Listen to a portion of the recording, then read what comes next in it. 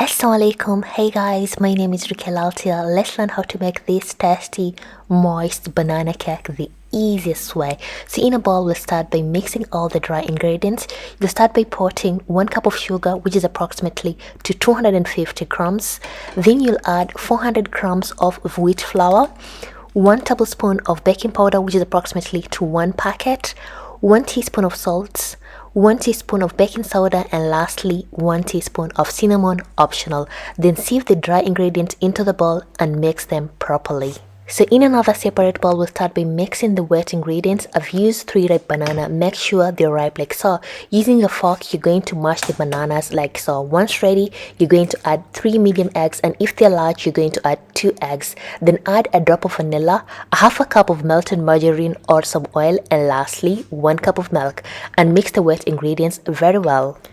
Then you're going to mix the dry and the wet ingredients until nicely cooperated like so. Then take your baking pan, spray some oil so that the cake doesn't stick at the bottom. Pour the mixture into the baking pan and place it in a preheated oven at 175 degrees Celsius for 50 to 60 minutes until nicely baked. After around 50 to 60 minutes, insert a toothpick and see if the cake is ready. And if the toothpick comes out clean, then your banana cake, of course, is ready. Remove it from the oven and let it to cool down completely before removing it from the baking pan.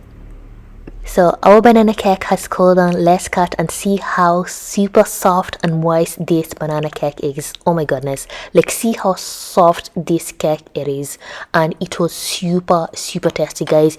You need to try out this simple recipe, and I hope you guys have enjoyed this recipe. And if you've enjoyed, please kindly do give this video a big thumbs up. Of course, subscribe and do follow me on all my social media platforms. I use Rukia Laltia, and see you next time. Bye bye.